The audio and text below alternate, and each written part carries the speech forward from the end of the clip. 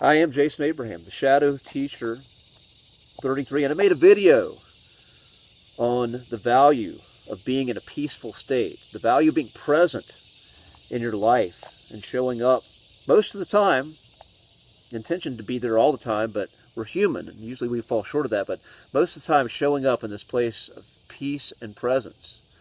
In this video, I want to talk about what are some of the obstacles of that? What are some of the habits that we may engage in that take away from that peaceful state, and unnecessary habits, things that we can let go of? There's always going to be chaos in the world. There's always going to be challenges. This is the nature of life. There's always going to be disagreeable people that we engage with. There's always going to be circumstances that are catastrophic, that can hit on a regional or global level that we are forced to face. But what in our daily habits contributes to chaos? What diminishes that state of peace? Are you checking your phone all day? Are you on social media? Does scrolling through social media contribute to a state of peace? Or is that something that creates a state of anxiety? Or even a state of distraction, wishing that you were somebody else, wishing you were somewhere else, wishing you had something that's not in your possession? So if you have a habit of being on your phone, checking social media, surfing the internet, scrolling on Instagram or TikTok, does that contribute to an inner state of peace? Watching the news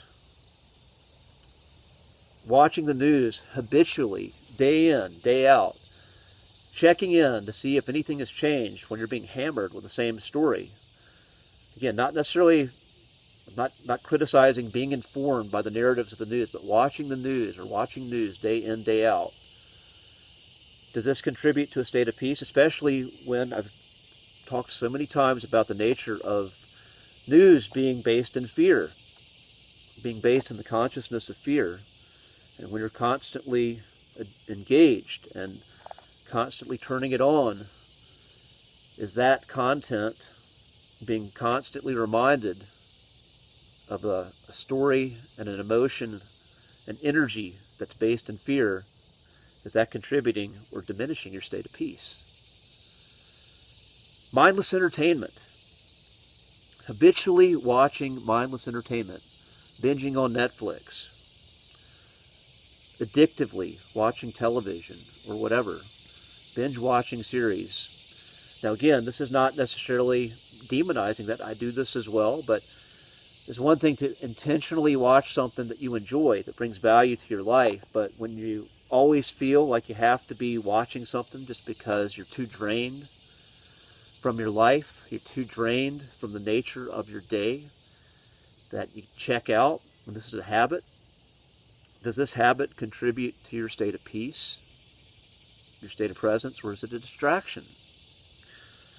Negative people that you allow close to you, negative relationships. Are these people, again, a source of peace, or do they diminish that?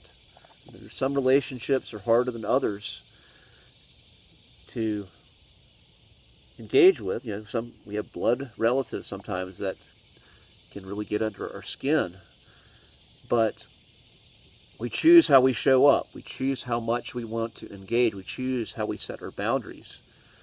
So, understanding the nature of our relationships and really getting that feeling. I talked in the previous video, the feeling in our body, the feeling in ourselves when we're in that state of peace. Noticing if certain people in our lives, do they have an overall trend of contributing to that peace and joy and fulfillment, or do they diminish? And then what are we going to do about? And why? Once again, the big why. I answered that in the previous video, but when we're in that state of peace, we do what the Shadow Teacher channel is all about. We are in a better place to actualize our human potential. We're in a place where we can respond and create in the world as opposed to simply reacting to the chaos. So with that being said, I'm going to end this transmission. Be strong, be well. I'll see you on the other side.